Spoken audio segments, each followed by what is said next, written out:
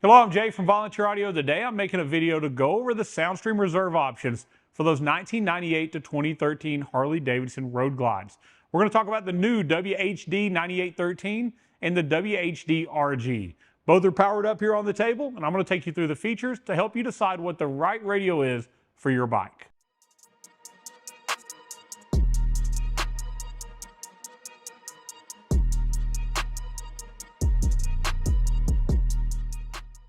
All right, so I've got both of our radios. The WHD9813, this radio is pretty amazing. It's designed to fit in that factory radio opening. So it would actually do road glide, street glide, ultra, or electric glide.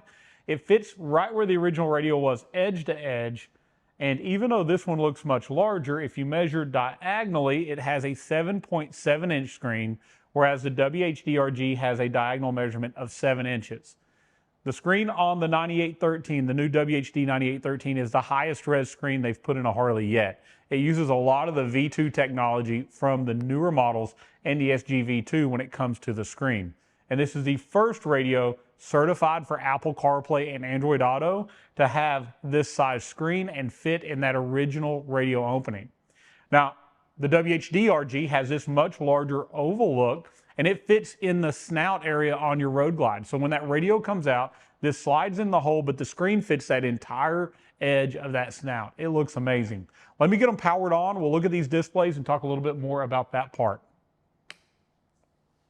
So we're going to show you how fast they boot, what they look like here on their startup screen, and both of these are going to be connecting wireless Apple CarPlay to 2 different Apple phones. So we'll be able to show you that speed. And they're very similar in how long each of these are going to connect. It's negligible as to the time. As you see, both have brought up at almost the exact same time. Now, as you'll see, this wider screen, this very high-res screen, is going to give you 5 icons across, whereas this taller 7-inch screen is going to give you 4 icons across on your phone. So you can scroll left and right and see the various other apps you have on your Apple phone. All right, so let's go ahead and go to the home screens on both radios and look there at all the options inside of the radio. All right, let's start over here with the WHD9813. As far as source options, we're going to have Apple CarPlay or Android Auto. Both will be able to connect wirelessly, and there's also still the ability to plug the phone into a USB if you want to connect wired. It has AM/FM radio, and it is Sirius XM ready. With the addition of an SXV300 tuner, you can add Sirius XM. It does have the option for Bluetooth audio and Bluetooth phone, but understand that Apple CarPlay is going to probably replace this in most instances. So if you don't want to show those apps on screen, you could connect just Bluetooth. It also has a USB source, so you can play music from a USB flash drive. And it has a camera input for a backup camera. So there are some wireless camera options as well as wired camera options that you can add to it. Now, we have some buttons that are kind of hidden on here. If you touch the Soundstream logo, you're going to bring up this. This is the place where you'll do your volume up and down. Instead of having hard buttons like the WHD.RG, you can do it right on screen from pressing there. You're also going to find out from here you have brightness control over the radio. You can also activate things like daytime, nighttime mode here. These are all buttons that are on the screen of the WHD.RG, but they moved them to this hidden area to give you more overall room to see this when you bring it up. So you also have here, some people asked for a bigger clock. Check this out. There's about as big a clock as you're going to get on screen. And then you also have here where you pair your phone, get into the settings menu, turn the radio off, and you can mute your audio here as well. So lots of stuff going on screen. A lot of those are also over here on the WHD.RG. So on the WHD.RG, we have volume up and down as far as buttons. We have our home button to get back to this screen. We also have a quick shortcut button to get back to CarPlay or Android Auto. We can activate our voice assistant, and we can power the radio on and off. We also have the daytime, nighttime mode button, a quick place to get to EQ, and to pair our phone and settings as we saw on the other radio. So both home screens are different, but they are very similar in the amount of functionality that can be done from either one. Now, even though I'll be touching the screen, both of these radios have built-in handlebar controls. There's no other modules to buy. They're inside the radio, and they're IPX marine rated and sealed. So we don't have to worry about water ever getting to that controller and making it stop. So all of your buttons, volume up and down, track forward, track backwards, next radio station, previous station, source change, and mute are going to be pre-programmed on your handlebar controls. Speaking of that though, on this radio, the new WHD9813, they added a little bit more to those handlebar controls. If we go to settings, we go to general, and we go to handlebar programming, there are two additional options that this radio can do, this one cannot. Now you can decide what long holding the audio or mode select button does. So for instance, if you want to get back to the home screen, you could have it programmed where holding the audio button does home. You could also make it do a quick shortcut to CarPlay and Android Auto, or to the radio source, or to the camera. So let's say you have a backup camera you've installed. You want to be able to hold the audio button and have it come up so you can see it. You can program it. But maybe you don't have that camera and you want it to do something else, like maybe we power the radio off. Simply change this here and you're remapping what those two buttons on a long press do on your radio. Very cool feature, and you don't have to go into a module with a computer to do that programming. It's right here. Now, both of these long hold features will not work on the WHD.RG radio, but all of the basic controls that we talked about will. All right, so I did mention this Soundstream WHD9813 has a very high-res screen. When I look at them side by side, it appears to be a little less bright than the WHD.RG, but what we found is in sunlight, it has a very non-reflective screen in comparison. So even though it doesn't seem as bright here, it seems to be just as bright when we get it in the sun. And on this Road Glide, there's always an angle issue where if the sun is behind your back, over your shoulder, that you get a little glare off of any glass screen. So it's nice to see that they've enabled a little more of that anti-glare into this screen design. It is so high res that they had to use the V2's radio processor, which is a much more expensive processor, to show and keep up with the amount of data being transferred from CarPlay and Android Auto to do these screens. All right, so let's talk about some of the things that are the same between both now that we don't have to go into the menus to show you. So both are going to be IPX5 marine rated, sealed in every direction, so you don't have to worry about getting caught in the rain or washing your bike. Your radio is going to continue to work. They're both plug and play to your bike. What that means is you're going to bolt the factory radio, bolt this radio in, and plug it into those original connectors.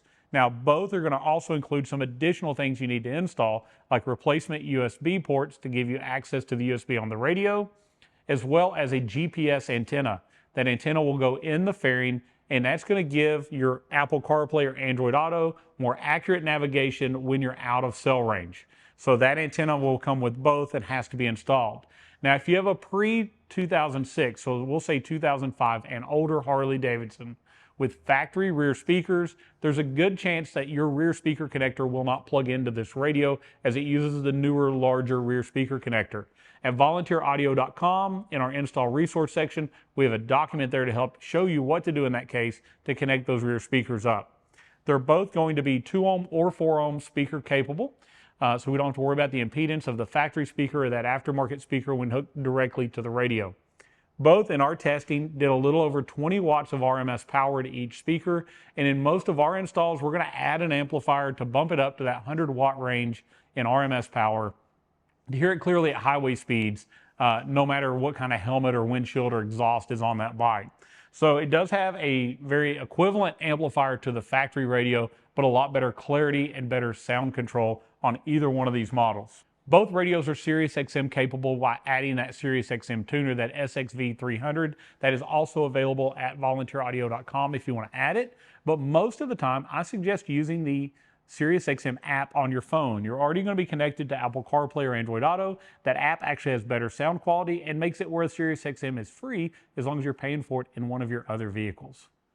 All right, so both of these models are also going to have 5-volt RCA pre-outs for adding amplifiers, with both front, rear, and subwoofer outputs on the back of the radio. Now let's go into the menu. I want to talk about the sound control a little bit more and show you a little bit about how they are different from each other. So I'll get both of these back to their home screen by pressing the Soundstream icon. I'll go into the audio settings portion of each radio here. So let's go to settings on each, and let's go to audio. All right, so let's look at our balance and fader and just look what they look like. They're going to be very similar, with a picture of a motorcycle and the ability to move to any of the corners or to center by either pressing center or reset depending on the radio. Now if we go to the digital EQ, here's where we're going to start seeing quite a bit of difference. So the EQ on the WHD.RG is a 13 band, which is a lot of adjustment. 12 decibel up and down in adjustment, but on the WHD9813, it's going to be 15 bands of adjustment. So this is going to be the same amount of adjustment that's on the V2 model radio. On the 13 band version on the WHD.RG, you're going to have preset EQs. Most of these I recommend not using because they boost your signal too much and ends up distorting at high volumes. So we normally use a custom EQ, and I've got videos showing you how to set that custom EQ below the midpoint for each one of the genres. You can do that on this radio over here as well on the WHD9813, giving you 12 decibel of adjustment that's completely clean to full volume, but you only have one custom EQ setting on the WHD.RG. On the Soundstream WHD9813, the smaller screen version, or actually it's still maybe technically a bigger screen, but the one that fits in the hole, you actually have two custom EQs and then the presets. The presets are still yet going to distort at high volume, so we're glad to see two different custom EQs on board to allow us to save one maybe for country, another for rock, or so on for different genres of music. Let's back up one more screen and let's look at our crossovers. So both of these radios have high pass and low pass filter capability built in, but here we are on our high pass screen. So this is going to be for our front and rear speakers. On the WHD.RG, this is going to be global, meaning that you can only do front and rear combined. You can change your frequency, and it's going to give you a graphic here showing that, as well as the slope for that adjustment. Now at Volunteer Audio, again, normally I'm putting an amplifier in, so this is not a big deal. I'm going to set those crossovers on the amplifier, not in the radio. But if you're wanting to do it in the radio, the WHD9813 has front and rear crossovers independent. So now I can select, for instance, maybe I have 6.5-inch speakers in the front. They need an 80 hertz frequency. I can go to the rear. I've got 6x9s there. They only need 60. So now I have independent crossover points for those different size speakers on board in the radio. I think it's a great addition, but again, with an aftermarket amplifier that has onboard crossovers, we would normally set the amp, so if the battery is ever disconnected, that none of this resets. But if you're going to use it in a radio, this one is going to be more capable. Let's back out another screen. Both of these are going to have subwoofer settings. The ability to control that subwoofer output, both in phase, crossover point, and level, and both allow you to turn it on and off. So very similar there. All right, so something you're going to be able to do on the WHD.RG that you can't do on this radio is actually select the color of the buttons. So you can change through the different colors of the buttons, but on the WHD9813, you're not going to be able to do that because there are no buttons. So literally going to be changing the background. And as you can see on both radios, we've loaded our volunteeraudio.com background in our radio, and you can load custom backgrounds via the USB input.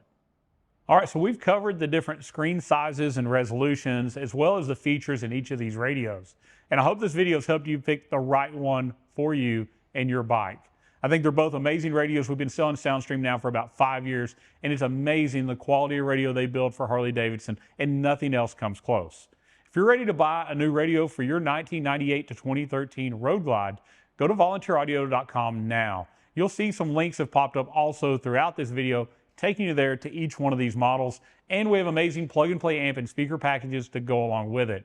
When you purchase from Volunteer Audio, you can guarantee you're never going to be stuck. We always check and test every product, so you're never going to be stuck with anything defective when it gets delivered to you. We've already powered it up, updated you to the latest software, so if there are any updates, we've already took care of that, as well as added our background and tested your radio. And if you buy an amplifier and speakers, we're going to have already set the gains, the filters, and actually listen to that system before it leaves out, and it's completely plug and play. Now, when you get to the installation side, you're not going to get stuck there either, because Volunteer Audio is going to supply you with amazing step-by-step install videos and live technical support. So if there's something you don't understand or you think you're stuck, you're going to call us and we're going to help you through that. You're also never going to get stuck long-term, because these radios have amazing warranties. They're 2-year warranted. No matter what, and Volunteer Audio is going to handle that directly with you. So we don't send you back to the manufacturer to a call center overseas. We handle that here at Volunteer Audio, and we also guarantee you the lowest price. So you're never going to get stuck buying, paying too much when you shop at volunteeraudio.com. Thank you so much for watching. Make sure you subscribe to Volunteer Audio. Follow us on Facebook for the latest in Harley audio. Videos are going to go up as new products are released. We have a lot of videos like this where we go over the differences to help you make the right decision, as well as how to install those products. All right, so like this video. By doing so, you're going to help us by moving us up in search results. And also comment and let me know what you think about these two radios. What do you think about the features, the look, and how it would fit in your motorcycle? I think both of these are game changers. I love the look. This radio, to me, the WHD.RG, looks factory, even though it adds those modern features. And if you're the type that wants it to fit in the factory hole, the WHD9813 does that for you. Thank you so much for watching, and as always, God bless.